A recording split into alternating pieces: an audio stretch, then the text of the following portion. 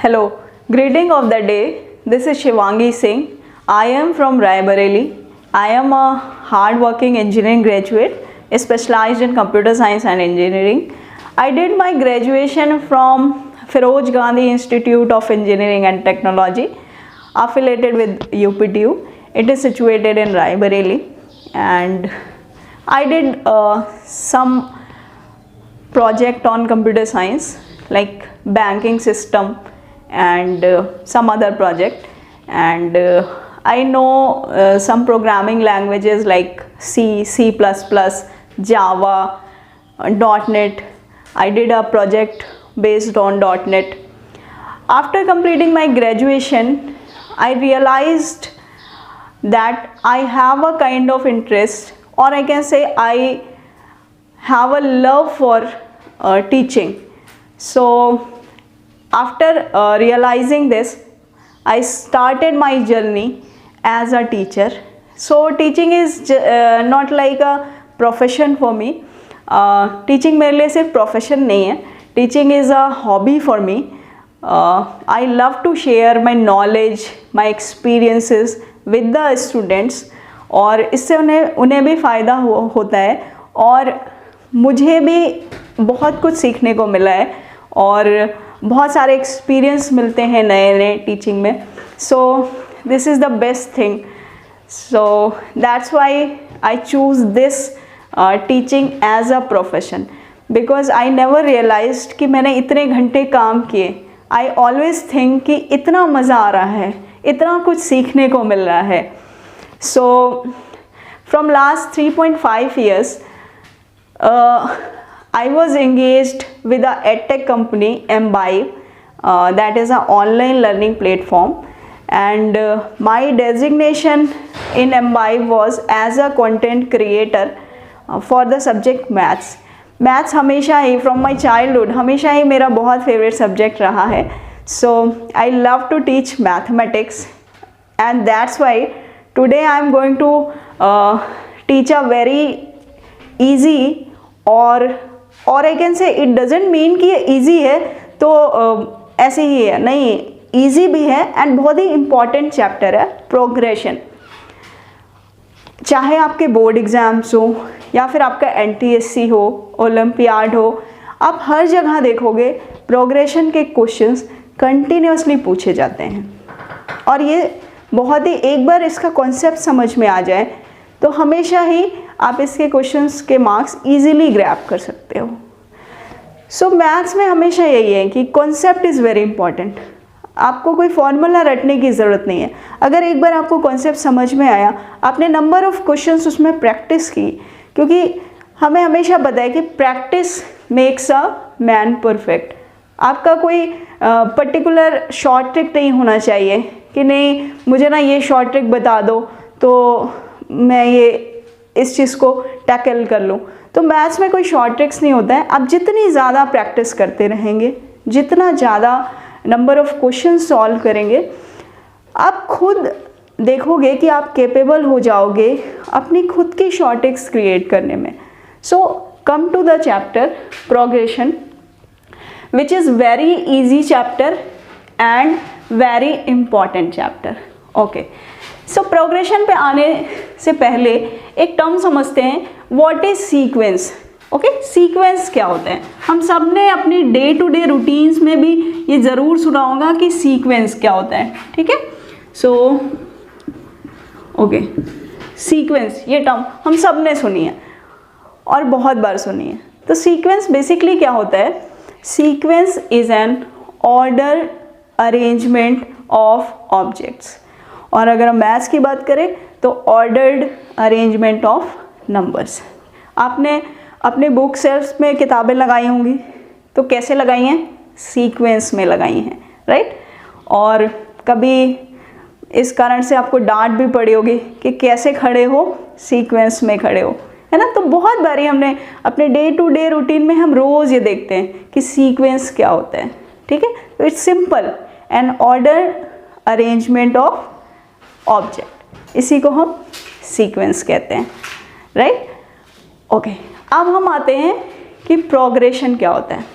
अब देखिए, when a sequence follows a certain pattern that is known as progression. When a sequence follows a certain pattern that is known as sequence, उसको हम when a sequence follows a certain pattern that is known as progression. ठीक है, progression क्या है? जब कोई भी sequence किसी स्पेसिफिक पैटर्न को फॉलो करता है वो हमारा प्रोग्रेशन है. ठीक है, now come to our topic that is arithmetic progression. ठीक है, बहुत ही अच्छा टॉपिक और बहुत ही इंपॉर्टेंट टॉपिक, हमेशा इससे क्वेश्चन पूछे जाते हैं. Okay, so come to the topic arithmetic progression. Okay, so let me take the duster. Okay,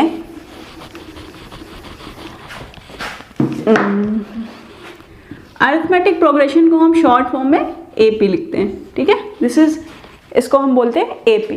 ठीक है, अब देखिए एपी क्या होता है, अरिथमेटिक प्रोग्रेशन क्या होता है. व्हेन अ सीक्वेंस, जब किसी सीक्वेंस में कोई टर्म अपनी प्रीसीडिंग टर्म का डिफरेंस कांस्टेंट हो. ठीक है, when in a sequence any term with its preceding term has a constant difference, that is known as a arithmetic progression. ठीक है, मतलब कोई भी टर्म और उसके preceding term का डिफरेंस क्या होना चाहिए? कांस्टेंट होना चाहिए. Suppose let us take a example, 2, 4, 6, 8, right, 10 and so on. ठीक है, अब आप देखो यहाँ पे फर्स्ट टर्म हमारी क्या है? 2, सेकेंड टर्म क्या है? 4. तो अभी हमने क्या कहा था कि any term differs with its preceding term by a constant. ठीक है, तो इनका डिफरेंस आप देखो, 4 minus 2 is 2, right, 6 minus 4 is +2, right, 8 minus 6 is again 2. ठीक है, 10 माइनस 8 इज अगेन 2. सो देखिए इनका डिफरेंस क्या है? सेम है.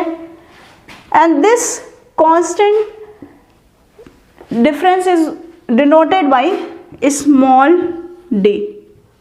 ठीक है, एपी में हम इसको स्मॉल डी से डिनोट करते हैं. ठीक है, तो अब हम देखते हैं, सपोज हमारे पास कोई भी सीक्वेंस है. अब सीक्वेंस है तो उसमें टर्म्स होंगी, राइट. तो अब जब भी हमें चेक करना होगा कि कोई भी गिवन सीक्वेंस एपी में है या नहीं है, तो हम कैसे चेक करेंगे? जो भी सीक्वेंस है उसकी कुछ टर्म्स होंगी. लेट अस सपोज कोई सीक्वेंस है जिसकी फर्स्ट टर्म T1 है, सेकेंड टर्म T2 है, थर्ड टर्म T3 है, फोर्थ टर्म T4 है, and so on. nth term is Tn. Fine. अब आपको बताना है कि ये सीक्वेंस हमें चेक करना है एपी में है कि नहीं है. तो हमें पता है T2 minus T1 will be equals to T3 minus T2. This should be equals to T4 minus T3 and this should be equals to Tn minus Tn minus 1. और ये डिफरेंस हमेशा क्या होना चाहिए? कांस्टेंट होना चाहिए, दैट इज D. फाइन, बहुत simple है. ठीक है, तो एक बहुत छोटा सा एग्जांपल लेते हैं और चेक करते हैं कि ये सीक्वेंस एपी में है या नहीं है. Right, okay. So let us take an example. Fine. Like 1, 5, 6, 7, 9 and so on. Let us check कि this sequence is in AP or not. ठीक है, so आप देखो सेकेंड टर्म और फर्स्ट टर्म का डिफरेंस. ठीक है, इसको छोटा कर देते हैं. ये डिफरेंस अगर आप चेक करो, so 5 minus 1 is 4, right? Again this is +4, 5 and 6, right? So 5 and 6 में देखिए 6 minus 5 is +1, right? and this 6 and 7, this is also +1. 9 minus 7 is +2, right. अब आप देखो इस सीक्वेंस में डिफरेंस क्या हो रहा है, वेरी कर रहा है। यहाँ पे +4 है, यहाँ पे 1 है, यहाँ पे 1 है, यहाँ पे +2 है। So this sequence is not an AP, that means arithmetic progression. This is not an AP, right? Okay, now take another example. Fine, just take 5, 10, 15, 20 and 25, right? And so now look at here. The difference between these two terms 5, 10 is how much? +5. Here the difference is also +5, right? The difference between these two terms 20 minus 15 is also +5, right? And here it is 20 to 25, again it is +5. Now we can say कि this is an arithmetic progression. क्यों है arithmetic progression? क्योंकि आप यहाँ पे देखो कि इसका डिफरेंस क्या है, कांस्टेंट है, एंड वो कांस्टेंट वैल्यू क्या है, +5 की, ठीक है। तो हम अरिथमेटिक प्रोग्रेशन कोई भी सीक्वेंस है या नहीं है बहुत ही इजीली चेक कर सकते हैं। हमारे बोर्ड एग्जाम्स में इससे हमेशा एक क्वेश्चन पूछता है कि ये सीक्वेंस एपी में है या नहीं है। सो बहुत इजी है, आप ये नंबर अब आपका कभी नहीं छूटेगा, ठीक है। चलिए, now come to the next point of arithmetic progression, that is nth term of arithmetic progression, ठीक है। कैसे हम nth टर्म, जनरल टर्म कैसे निकालते हैं किसी भी एपी की, ठीक है। nth term of AP, right, okay. So if the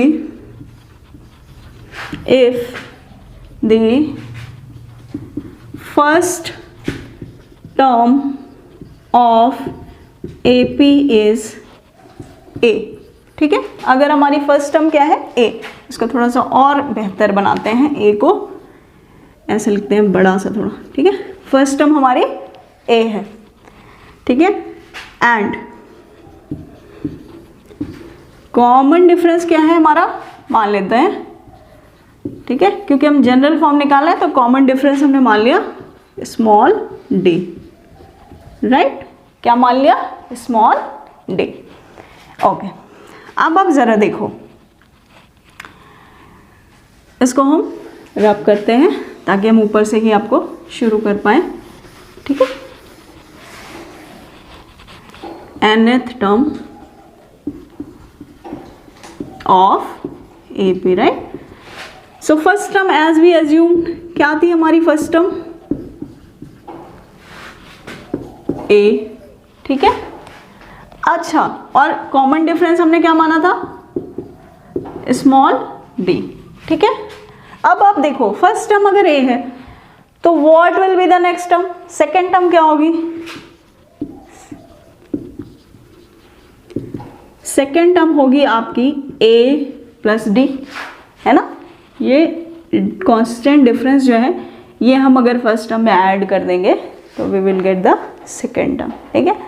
now very good. अब अगर हम देखें थर्ड टर्म तो what will be third term, ठीक है। तो अगर हम थर्ड टर्म की बात करें तो थर्ड टर्म कितनी आएगी, A प्लस 2D, सही है। इसी तरह अगर हम देखें nth टर्म, ठीक है, nth टर्म, तो देखो आप nth टर्म क्या होगी, A प्लस क्या n-1D नहीं होगी, डेफिनेटली होगी, है ना। nth टर्म क्या होगी, A plus n-1D। I hope ये क्लियर हो रहा है, ठीक है। तो इसी तरह हम इसका nth टर्म का फॉर्मूला डायरेक्टली यहाँ पे लिख देते हैं, आपको ये समझ में आएगा, ठीक है। nth term will be Tn will be A and what is a, the first term, ठीक है, plus n minus 1 into D, and what is D, that is common difference, ठीक है। चलिए इस पे भी क्वेश्चंस बहुत पूछे जाते हैं, इस थ्योरम पे भी बेस्ड, ठीक है, कि इनलेट टर्म क्या होती है। Let us take an example. Fine, कोई भी सीक्वेंस ले सकते हैं, जैसे हमने अभी प्रीवियसली लिया था वही ले लेते हैं, ठीक है। 5, 10, 15, 20, 25 एंड सो, ठीक है। चलिए अब देखिए ये सीक्वेंस है, इसमें क्वेश्चन क्या है, फाइंड द 15th टर्म। क्या फाइंड आउट करना है हमें, 15 टर्म फाइंड आउट करनी है, ठीक है। ओके, सो हमने अभी nth टर्म का जनरल, मतलब ये जनरल फॉर्मूला ऑफ एपी है, ये a plus n minus 1 D, तो हम सिंपल इसमें पुट करेंगे और फाइंड आउट करेंगे अपना आंसर। आइए देखिए, हमारी पहली टर्म दैट इज a की वैल्यू क्या है यहाँ पे, a इज इक्वल्स टू 5, ठीक है। अच्छा, अब आप देखो difference between this term 5 and 10, that is 5 यहाँ पे भी, और ये पॉजिटिव का 5 है, ठीक है, +5 है, यहाँ पे भी +5, ठीक है। तो डिफरेंस हमारा क्या है, 5। ओके, सो डी की वैल्यू हमारी क्या आ गई, 5। ओके, अब आप देखो हमें फाइंड आउट क्या करना है, 15th term. 15th term find out करना है, मतलब n की वैल्यू क्या है, 15 है। Okay, so value of n is given as 15, right. Now just put all the values in this generalized formula and you will get the answer. चलिए करते हैं इसको, ठीक है। तो हमारे पास t 15, ठीक है, is equals to a whose value is 5, है ना, और प्लस n हमारे पास कितना है, 15 है, minus 1 into D, that is also 5। So here you can easily calculate, बहुत ईजी कैलकुलेशन है, 5 plus 14 into 5, so this will be how much, 5 plus 70, ठीक है। सो T15 कितना आ गया आपका, 75, ठीक है। तो ये रहा आपका आंसर, इस गिवन सीक्वेंस का 15 टर्म ये रही, ठीक है। ओके, सो ऐसे हम एपी की nth टर्म का फॉर्मूला यूज़ करके, और इस पे भी बेस्ड क्वेश्चन आते हैं, बोर्ड में भी आते हैं, कंपटीशन में भी आते हैं, और कई बार ऐसा होता है कि ये कॉन्सेप्ट यूज़ करके क्वेश्चंस आते हैं। कई बार क्वेश्चन थोड़े से बड़े होते हैं तो हमें उसको ब्रेक करना पड़ता है सब पार्ट्स में, वहाँ पे कहीं ना कहीं आपका ये जनरलाइज फॉर्मूला लगेगा, फिर आगे आप उससे पर्टिकुलर टर्म निकाल के आगे का क्वेश्चन सॉल्व करेंगे। But this is very important, इससे बेस्ड क्वेश्चन हमेशा आते हैं और बोर्ड में तो लिटरली हमेशा पूछे जाते हैं। ओके, सो बहुत ही ईजी है, अगर आप एक बार इसको समझ गए तो इसका नंबर आप कहीं नहीं जाने दोगे, ये नंबर आपके होंगे। Okay, now come to the next important theorem, that is sum of n terms of AP. So sum of n terms of AP, that is arithmetic progression. ठीक है, तो इसका जनरल फॉर्मूला क्या होता है वो हम देखते हैं। Sn is equals to n/2, ठीक है, first term plus last term. अगर हम लास्ट टर्म के फॉर्म में लिखें तो इस फॉर्मूले को हम ऐसे लिखते हैं n/2 number of terms upon 2 first term plus last term. Okay, अब हम इसको ऐसे भी लिख सकते हैं। देखिए, अगर हम लास्ट टर्म के फॉर्म में ना लिखें तो ऐसे लिखेंगे n/2 right 2a plus n-1d। ठीक है, आप कोई भी आप AP ले सकते हो। सपोज हमने लिया एक एग्जाम्पल लेते हैं 5, 8, 11, ठीक है, 14 एंड सो ऑन। अब इस एपी का सम ऑफ हमें निकालना है सपोज 28 टर्म, ठीक है, हमसे पूछ रहा है कि सम ऑफ 20 टर्म्स बताइए, है ना। तो हम सिंपल क्या करेंगे, सम ऑफ 20 टर्म्स। तो इट मीन्स कि हमारे पास n की वैल्यू क्या है, 20 है, राइट। फर्स्ट टर्म हमारी कितनी है, a की वैल्यू क्या है, 5 है, ठीक है। अब देखिए डिफरेंस क्या है इन दोनों टर्म्स के बीच में, इस एपी का कॉमन डिफरेंस अगर हम देखें तो आप देख सकते हो 3, right, +3, here it is also +3, है ना। सो d क्या है हमारे पास, 3। Just put all the values here and you will get sum of 28 term, ठीक है। चलिए करते हैं, S20 निकालना है हमें, ठीक है। अब देखिए n/2, n हमारा कितना है, 20, 20/2, 2a, so 2 into 5 that is 10 plus n-1 into d, n again कितना है, 20, 20 - 1 कितना हो जाएगा, 19 into d, d कितना है हमारा, 3 है ना। ओके, नाउ थोड़ा सा ऊपर लिखते हैं, इस साइड में लिख देते हैं, ठीक है। तो अब देखिए यहाँ से आपको कितना मिला, S20 will be equals to 10, ठीक है, और ये 10 प्लस 19, 3 जा 57, राइट।